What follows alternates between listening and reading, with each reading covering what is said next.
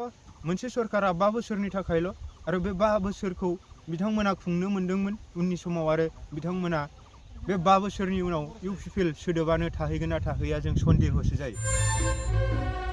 बिपिएफआवल' जौ लोङो नामा? नोंथांमोननि पार्टियाव जौ लोंग्रा गैया नामा? आबसुफोरा जौ लोङा नामा?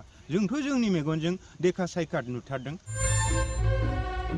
सोरखौबा कास्टम बसुमतारी बिथांखौ खिब्रमाजों रुजुदों। खिब्रमा? कास्टम बसुमतारीखौ मासेखिनि खिब्रमाजों रुजुदों? मानि गुनि बयजोंबो सिबिजानाय हाग्रामा महिलारी बिथांखौ जाम्बाजों रुजुदों। जाम्बानि खिब्रमाया बिरो होननाय बायदि माबायाबो मासे खिब्रमा बायदि कास्टमाराबो जेरै हाग्रामाया सासे जाम्बासोखा। जाय जाम्बाजों रुजुदों बैसोरसो जाम्बा। जाम्बाखायनो खिबु सुनो रोङैखायनो कास्टमाबो हाग्रामानि खिब्रमा जानानै बिरखायो। जाय जाम्बाजों रुजुदों बैसोरसो जाम्बा। गोबां नोंथांमोनजों खानाय लान्था लान्था हजालायनानै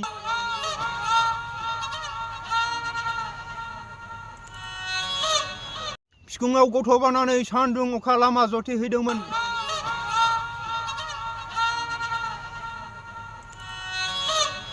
रायजो राजाफोरनि हाबिलासफोरखौ नोंथांमोना मावफुंना होआब्ला। खुलुमबाय बयनिसिमबो। दा बे बुब्लियाव मोनसे बड'लेण्ड बुब्लि चेनेलनि गेजेरजों जाय मोनसे समनि दुलाराय बर' फरायसा आफादनि सोलोंथाइ बिफाननि नेहाथारिमोन, बिथाङा बिटिआर गोरोबथानि सिगां दुलाराय बर' फरायसा आफादाव गोबां बोसोर बिथाङा खामानि मावबोदोंमोन। बिटिआर गोरोबथानि उनावहाय बिथाङा दिनै दुलाराय बर' फरायसा आफादावबो थायालासिनो बा गावनि बिबानखौ एंगारनानै बेजोंनो लोगोसे दिनै बिटिआर गोरोबथा खालामनाय जाय आबसु एनडिएफबि बिथांमोननि जाय दिनै बिटिसिआव सरकार सालायबाय थादों इउपिपिएल सरकार, बिथांमोनजोंबो थायालासिनो मोनसे समाव कास्टम बसुमतारी बिथाङा एजिपिआव बिबान लाना खामानि मावहैदोंमोन आरो दिनैनि बुब्लियाव बिथाङा हाग्रामा महिलारी दैदेननाय बिपिएफ दोलोनि लाइमोन गांखंनि सासे नेहाथारि। दा बिथाङा दिनै बर' हारिनि सायाव माखासे बर' हारिनि आब्रुथि, बर' हारिनि सिनायथि, बर' हारिनि आइडेन्टिटिखौ जेरै दं एरै हमथाना लाखिनायजों लोगोसे बर' हारिखौ अराय सम जौगासार खामानि मावलांनांगौनि बिथिंजों दिनै बिथाङा बिपिएफ दोलोनि निति आरो आदर्शखौ मोजां मोननानै बिथाङा बिपिएफ दोलोनि लाइमोन गांखंनि सासे नेहाथारि महरै खामानि मावफैदों। दा बे बुब्लियाव जों बुंनो लानाय बाथ्राया बेसो, दिनैनि समाव बड'लेण्ड बुब्लि चेनेलनि गेजेरजों हाग्रा बिफाननि EM फेरेंगा बिथाङा दिनै बिथांखौ सासे खिब्रमाजों रुजुदों। दा बेवहाय जोंहा गोबांथार बुंनांगौ खोथा गैया, नाथाय जों बेखौसो सानो दिनै इउपिपिएल सरकारा दिनै बिटिसिनि माखासे बर' हारिजों लोगोसे बिटिसिआव थानाय समग्र ट्राइबेल माहारिफोरनि थाखाय माखासे सेफ एन्ड सिकिउरखौ लाबोनानै होफैनो हायाखै, जायनि फलाव दिनैनि लाइमोनफोरा लोब लोब थांनानै बिपिएफ दोलोखौ समर्थन खालामहैदों, हेफाजाब खालामहैदों आरो फिन खनसेनि थाखाय बिटिसिआव बिपिएफ दोलोखौनो सरकाराव लाबोफिननो बिथांमोना अहरह खामानि मावनायखौ जों नुनो मोन्दों। दा बे बुब्लियाव जों बुंगोन दिनै कास्टम बसुमतारी बिथांखौ मासे खिब्रमाजों रुजुदों, जेरावहाय खि नुयो बेवहाय खिब्रमाया बाहोयो होननानै। आरो बेजोंनो लोगोसे हाग्रामा महिलारी बिथाङा सासे जाम्बा मानसि, बिथाङा खिबु सुनानै लानो रोङा, बिनिखायनो कास्टम बसुमतारीया मासे खिब्रमाखाय बैनि खिबु बाहैनो नागिरो बा बाहैफादों होननानै दिनै बड'लेण्ड बुब्लि चेनेलनि गेजेरजों बुंथिदों बा फोसावदों। आरो बेयावबो मोनसे खोथा बुंनांगोन, दिनै फेरेंगा बिथाङा मासे खिब्रमाजों रुजुबायानो दे, बेखौनो गले गले बड'लेण्ड बुब्लि चेनेलानो बेबायदि जे बोफ्ले बेखौनो होफिनबाय थानाय, बेफोर माबायदि समाजजों गनायजाथावना खौरां, बेफोरखौ जों रायजो राजाफोरा साननानै नायनो नांगोन। दिनैनि बुब्लियाव आं बेखौ बुंगोन, दिनै माखासे चेनेलफोरा दिनै इउपिपिएल सरकारा थायाब्ला उननि समाव बे बिटिसिनि थागिबि रायजो राजाफोरजों माबायदि अनसायजानाय मोनगोन, बैफोरखौबो जों साननांगोन। सोरबा बाइट होनाया बा सोरबा स्टेटमेन्ट होनाया होबायानो, बेखौ जों खनसे होनानै बेफोरखौ जों फोसावनो हायो, नाथाय बेखौनो जे सोरबा निउस चिफ इडिटर बा बबेबा चेनेला बेखौनो जे गले बोफ्लेबाय थागोन, बे बेसेबां गनायजाथाव? बेखायनो जों सानो उननि समाव माखासे चेनेलफोरखौ रायजो राजाफोरा बा बिटिसिनि रायजो राजाफोरा माबायदि अनसायगोन बैखौबो सानना नायनाया मोजां। दिनै मानोना बुंदों सरकारा, मोनसे सरकारा 5 बोसोरनि थाखायल' आयु थायो, 5 बोसोरनि उनाव जायखिजाया दोलोआनो रायजो राजाफोरजों अनसायजानाय मोनोब्ला बै बांसिनै रायजो राजाफोरजों अनसायजानाय पार्टियानो सरकारखौ दानो हायो। बैनि थाखायनो उननि समफारिफोरखौबो जों नायनानै माबायदि निउसाव जों माबायदि जोङो बेखौ गोदै गोबाब खालामोब्ला मोजां बैफोरखौ सानना नायनाया मोजां। दिनै हाग्रामा महिलारि बिथाङा सासे जाम्बामोनब्ला दिनै बे समग्र बिटिसिनि थाखाय मानो समग्र गुबुन गुबुन राव रायग्रा गुबुन गुबुन हारि माहारिनि गुबुन गुबुन धर्मालम्बी मानसिफोरनि बा गुबुन गुबुन धोरोम सिबियारि बिथांमोनखौ ज' मोनसे प्लेटफर्माव लानानै बिटिसिखौ जौगासार बिथिंजों दिनै बिथाङा मानो खामानि मावबाय थाखो? बिथांनि सायाव रायजो राजाफोरनि थाखाय अननाय दं, मोजां मोननाय दं आरो गावनि बर' हारिखौ इयुन समाव बर' हारि बायदि फोथांना लाखिनायाव बिथाङा जोबोद सेफगार्ड होबोदों। बिथांनि गेजेरजों दिनै 2003 मायथाइयाव बिटिसि सुक्तिया जादोंमोन आरो बिटिसि सुक्तिनि गेजेरजोंसो बिटिसियाव जौगासारनायनि बिथिंखौ समग्र बिटिसिनि थागिबि सुबुंफोरा नुनो मोन्दों। नङामोनब्ला बिनि सिगां बे बिटिसियाव जेबो जौगासारनाय गैयामोन। बाव कर्ट कासारि अफिस बायदि बायदि इनस्टिटिउसन्सफोर गैयामोन। हाग्रामा महिलारि बिथाङा थांनाय 2003 मायथाइनि 10 फेब्रुवारि खालार खालि बिथाङा आसाम सरकार, भारत सरकार आरो गिल्टी दावहारु हान्जाफोरनि गेजेरजों जानाय गोरोबथानि गेजेरजोंसो बेबायदि जौगासारनायनि बिथिंखौ लाबोनानै होफैनो हादों। अब्ला दिनैनि सरकारा दिनै फेरेंगा बिथांमोना जे गले गले बुंबाय थादों, दिनै बिथाङा मा होननानै बुंबावदों, बिपिएफ दोलोआव लाइमोनफोरखौ 1 लाख 2 लाख थाखा होगोन होननानै बिथांमोना लब देखायनानै बिपिएफ दोलोआव लांनानै जौ फाग्ला जुवा फाग्ला खालामहैजोबनोसै, जोंनि बर'नि इयुनखौ फोजोबहैनोसै, बड'फानि गेरेमसा बर' माहारि दानाय सिमांखौ फोजोबहैनोसै होननानै बुंदों। बिसोरो मानसिफोरखौ थगायनानै 1 लाख होगोन, 2 लाख होगोन, 3 लाख होगोन होननानै बिपिएफआव इयुथफोरखौ जौ लोंहोनानै जोंनि जेनेरेसनखौ फोजोबस्रांनो नागिरदों ना। बड'फानि सानस्रि मा होनगोन गेरेमसा हारि दानायनि। नाथाय दिनै बिपिएफआव थानायखौल' नोंथांमोना जौ लोंनाय नुदों नामा? बिपिएफआवल' जौ लोङो नामा? नोंथांमोननि पार्टियाव जौ लोंग्रा गैया नामा? आबसुफोरा जौ लोङा नामा? जोंथ' जोंनि मेगनजों देखा सायखाद नुथारदों। अब्ला दिनै बे सोरबा लोंनाय लोङि बै खोथाखौबो जों बुंला दे दिनैनि बे बुब्लियाव। दिनै जे बयबो लाइमोनफोरा दिनैनि जाय बिपिएफ दोलोआव जयेन जानाय फरायसा लाइमोनफोरा बिथांमोना वेल इडुकेटेड, बिथांमोना थिंकिं पावार दं, बिथांमोना साननो हनो हानाय गोहो दं। दिनै इउपिपिएल सरकार फैनायनि उनाव बिटिसिआ माबायदि थासारिजों बुग्लेम जादों बैफोरखौ साननानै दिनैनि यां जेनेरेसनफोरा, दिनैनि यां वेल इडुकेटेडफोरा बिथांमोना दिनै साननानै मोन्दों बिटिसिखौ रखना बेखना होनो हायो होनोब्ला बिपिएफ दोलोआल' हागोन आरो बिपिएफ दोलोनि गेजेरजोंसो जौगासारनाया फैगोन होननानै दिनैनि गोरों गोरों फरायसा फरायसुलि बिथांमोना जेब्लायबो लैहोर लैहोर दले बले बिपिएफ दोलोआव जुगदान जागासिनो दं। अब्ला बेनो मोनसे बिपिएफनि देरहासारनायनि साइन। अब्ला नोंथांमोना बुंनाय बायदि, नोंथांमोना मिडियानि गेजेरजों स्टेटमेन्ट होनाय बायदि जाया। नोंथांमोनासो दिनै नोंथांमोननि सरकार फैनायनि उनाव 6 शिड्युलावनो दिनै 6 शिड्युलनि नर्म्सखौ नोंथांमोना भायलेट खालामबाय। बर'नि हायावनो ट्राइबेलफोरनि हायावनो ट्राइबेलफोरा होखारजानांबाय। दिनै नंखाय बाखाय सादारन सोरबा अफिसारफोरजोंनो बर'फोरा सैमा अमा होननानै मुं सुजाबाय, रायजाबाय।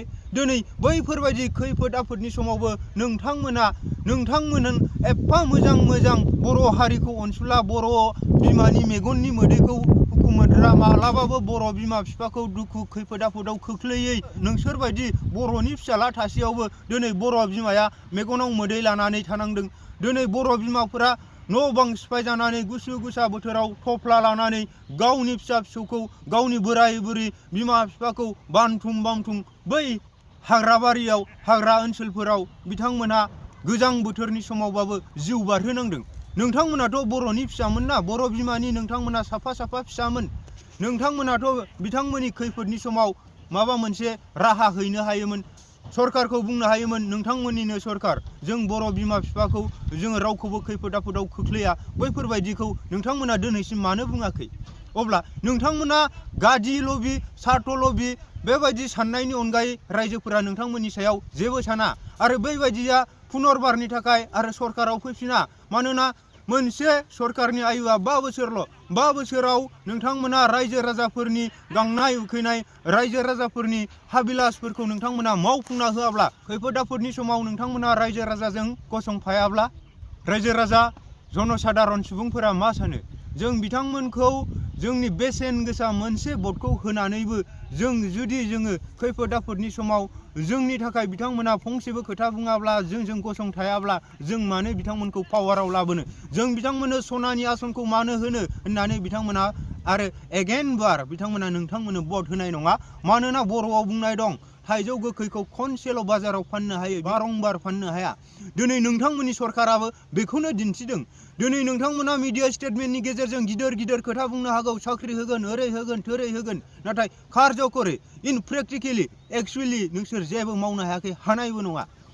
मानोना दिनैनि दिनाव नोंसोर खनसे सरकाराव फैदोंमोन, बै समाव प्रमद बर' बिथांनि स्पिचआव बयनिबो गोसोआ गोदौखाङोमोन, बयनिबो गोसोआ मोजां मोनोमोन। येस, बेल' सासे गथ', बेल' सासे बर' हारिनि बर' बिमानि फिसा, जाय बर' बिमानि दुखु दाहाखौ सुफुंगोन, जाय बर' हारिखौ अराय सम बुहुमाव गेरेमसा हारि महरै गायसनलांगोन, जाय बड'फा उपेन्द्रनाथ ब्रह्मनि सिमांखौ बे सासेल' बर' फिसाया मावफुंनानै मोगथां महराव होगोन होननानै फोथायदोंमोन। नोंथांमोननि सोमावसारनायाव बिखुङाव गथ' बानानै सान्दुं अखा लामा जथेहैदोंमोन, रेल लामा जथेहैदोंमोन, बबेबा धरना हाबाफारिफोराव थांफादोंमोन।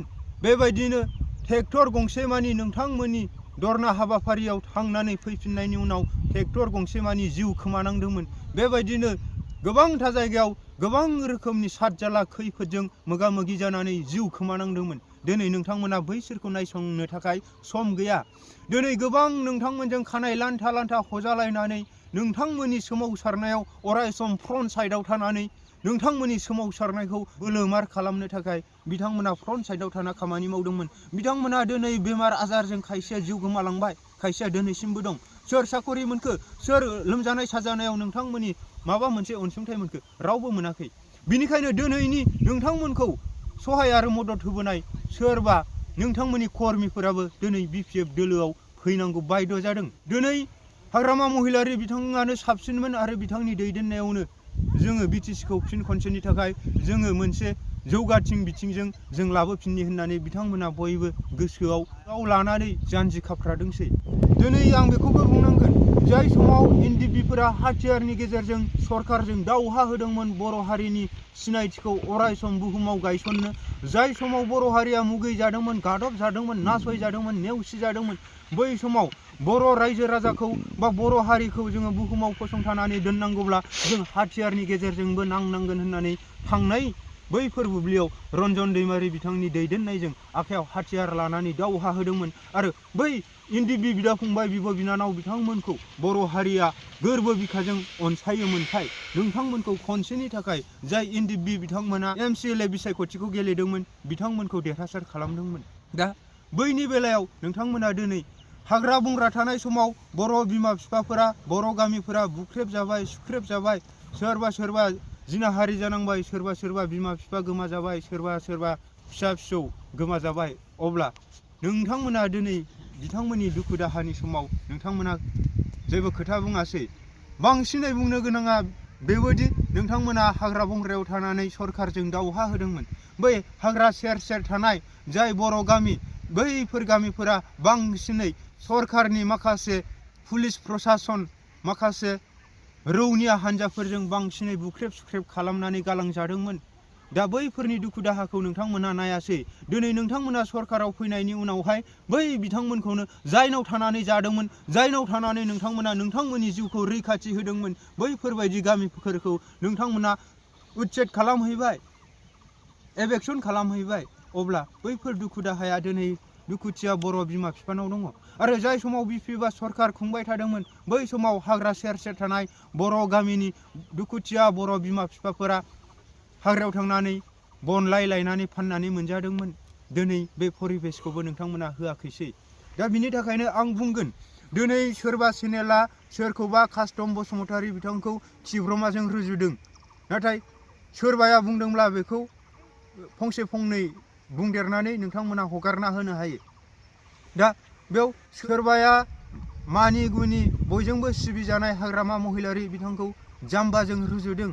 जाय जाम्बाजों रुजुदों बैसोरसो जाम्बा, बैसोर जाम्बासियान, सेल्फिश माइन्डेड बैसोर बायदि मानसिया गावनि सार्थखौल' आबुं खालामनो नागिरनाय गावनि गांनाय उखैनायखौल' सुफुंनो नागिरनाय बैफोरबायदि मानसिजों जोंनि रायजो राजाफोरा थांफानो नाङा खोनासंनोबो नाङा। आरो बेबो मोनसे दिनै हाग्रामा महिलारि बिथाङा बे बिटिसिनि थाखाय हाथियारनि गेजेरजों नांनानै सरकारजों गोरोबथा खालामामोनब्ला बेबायदि जौगासार नुथायखौबो बिटिसिआव नुनायबो नङामोन। नंखाय नंदोंबा जोंनि आसामथिं थां, बे आसामाव बेबायदि जौगासारनाय गैया। आरो दिनै बिपिएफ दोलोनि माखासे जाय लिडार जाय सापर्टार बिथांमोना गासैबो अनसुला गोसोनि, बेखौबो रायजो राजाफोरा मोनथिनानै लानाया मोजां।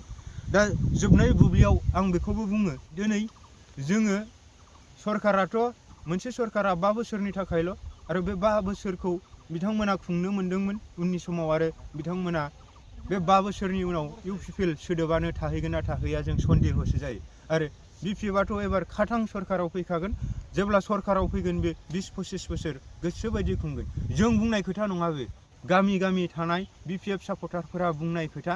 आरो माखासे माइनरिटि माहारिनि माखासे बिपिएफ सापर्टारफोराथ' बुंखायो जों पार्टि सोलाया, पार्टि सोलायनाया जोंनि खामानि नङा, आरो जे बिपिएफआ एबार फैफिनबाय 20-25 बोसोर थाखागोन बे खाथांखा होननानै मालाय बिथांमोनहानो दिनै माइनरिटि मानसिनि बै आइजो माहारिफोरानो बुंबावो जों गामि गामि हाबो, जों जेब्लायबो हाबो, दिनैबो जों गामि गामि हाबदों। खिन्थु जोङो पलिटिकेल ग्राउन्डआव बा सोरनिबा बबेबा गामियाव बेसेबां बिपिएफ सापर्टार दं, बबेबा इउपिपिएल बबेबा बिजेपि सापर्टार दं, बिदिखौ नागिरना फैया जोङो निउस कालेक्सन खालामनायावनो बा बबेबा जोंखौ हांख्रायनाय मथे जोङो निउस लायनो थांनायावनो बैफोर खबरफोरखौ जों खोनाबोयो, जोंनि खोमायाव हाबबोयो। दिनैनि सरकारखौ रावबो सापर्ट खालामा।